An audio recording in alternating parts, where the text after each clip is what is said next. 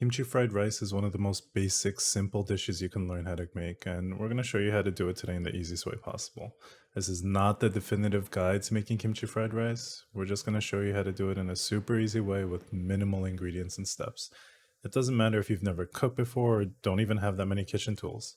Let's get into it. Oh, I love kimchi fried rice.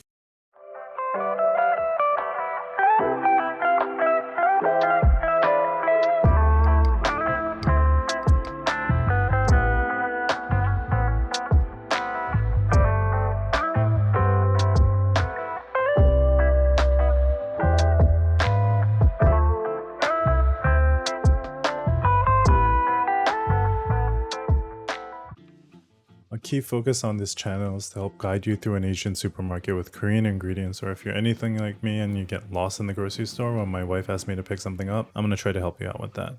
We just put up a bunch of Korean brands during the intro. Tell me if there's any confusion, but those are the things that you need to go pick up. So ingredient number one is scallions. We're going to show you the cutting process, but this is actually what they look like in the grocery store. They got the blue rubber bands around it. You're going to take 2 of those stalks and you're going to cut them up into little pieces like my wife's doing right here. Essentially, you just want to get these tiny little pieces and we're going to make them into even tinier little pieces.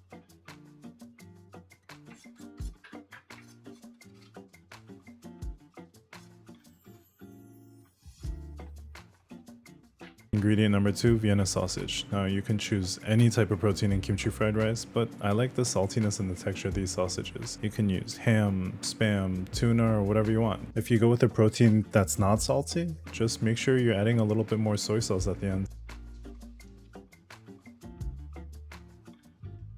We're going to take 3 sausages and cut them into little pieces as well. These don't get a glass bowl because honestly, I don't have any more glass bowls that size. Moving right along to ingredient number 3. Kimchi, for those of you that don't know, is fermented cabbage. There's a ton of salt, sugar, and spices that go into making this, and it's traditionally aged underground. But don't let the other folks lie to you about what the perfect kimchi is. There is no perfect kimchi age. All kimchi is consumed no matter what stage of the fermentation process it's in. Sometimes certain Korean foods or soups go better with fresh kimchi.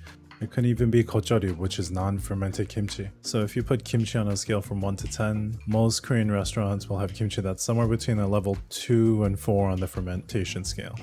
It's still kind of tangy tasting, but not so much that it'll alienate people that don't like the super tangy flavor. For kimchi fried rice, you generally want something that's a little bit more aged, somewhere between like the 7 and 8 range. If you're completely new to kimchi and don't know yet by the flavor, here's a little visual comparison. These are 2 different kimchis that we have in our fridge. Kimchi number 1 is from a grocery store that we've had aging kind of sitting there for a couple of weeks. And kimchi number 2 is from a restaurant we got takeout from. So let's focus on kimchi number 1 for a little bit. Kimchi number 1 is almost like translucent. It's been sitting there for a while. The cabbage has lost some of its integrity. If you actually took a bite out of it, it'd be softer. Kimchi number 2, however, it's pretty white. Cabbage still looks pretty fresh. This is from the restaurant and it hasn't been sitting there for a long time. These aren't the type of differences that you'd honestly notice unless you're really looking for it. So take a look at the kimchi that you have next time, see what it looks like, and it'll probably dictate the flavor. And we have our 3 chopped ingredients and we're ready to start playing with fire. Oh, put the sausages in a Ziploc bag because you only need 3 for like a single serving. So you can always freeze those and then cook them as a side dish with rice next time around. We're going to throw a little bit of soybean oil in the wok over here. Set the temperature to like medium heat and let's let the oil get hot.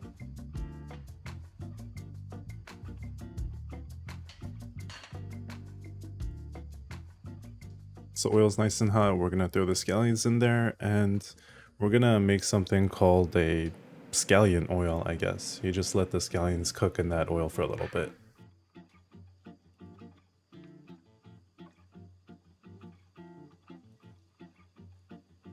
You don't have to do anything fancy here, just mix it around a little bit in the beginning, make sure everything's fully covered, and you're gonna let it fry for a little.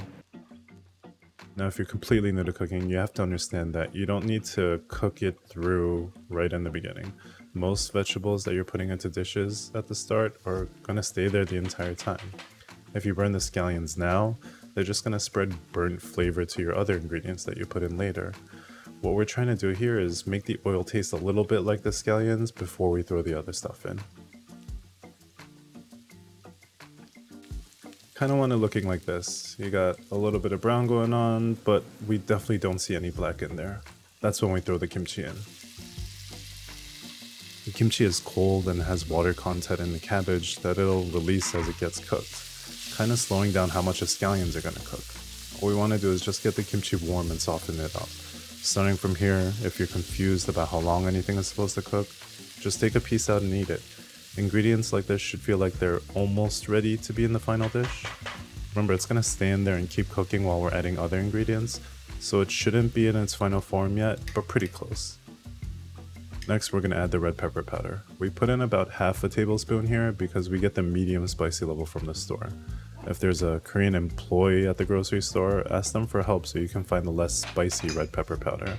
You can add more or less here depending on your preference, but our household doesn't eat super spicy foods, so this is about right for us.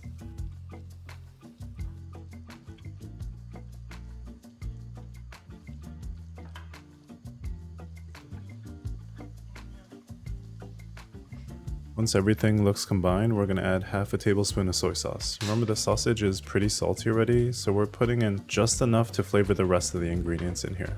Now, if you're using tuna, chicken, something else that might be a little less salty, you can add more soy sauce if you want.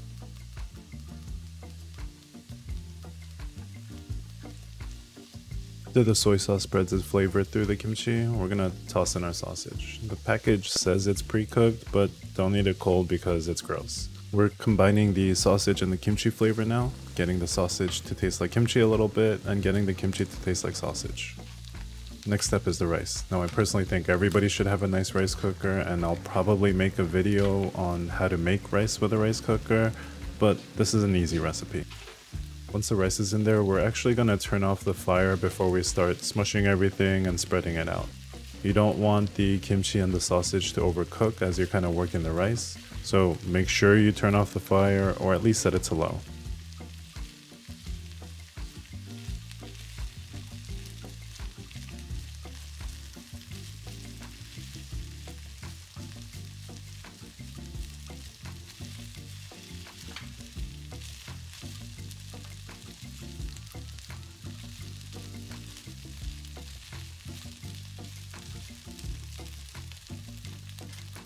Once you have it spread out enough, we're going to turn the fire back on to medium and we're going to cook the rice for a little bit.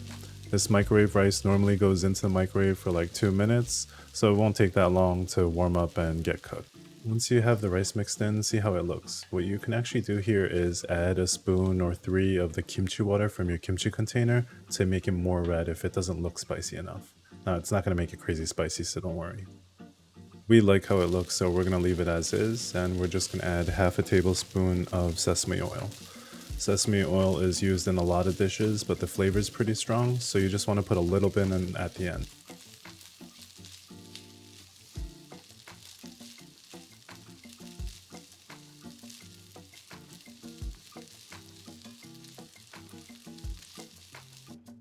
Last part is to fry an egg. Throw some oil in there, put the fire on like low medium.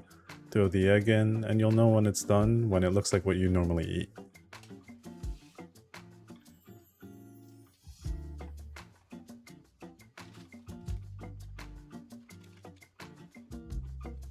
There we go, almost there.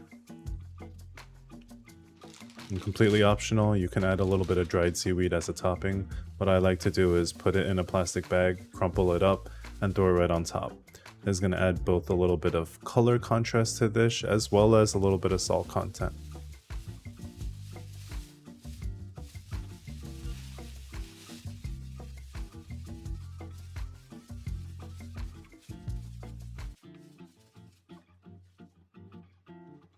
For the final assembly, we're going to take the egg that we cooked, put it right on top, and we're going to throw the crushed seaweed in there.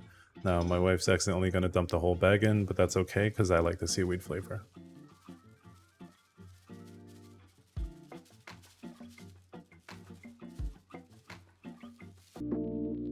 That's all for the video. Tell me if you guys have any requests or if you want to learn how to make some Korean food. We'll help you guys out and try to make a video for that. Otherwise, otherwise you can watch me. Thanks guys.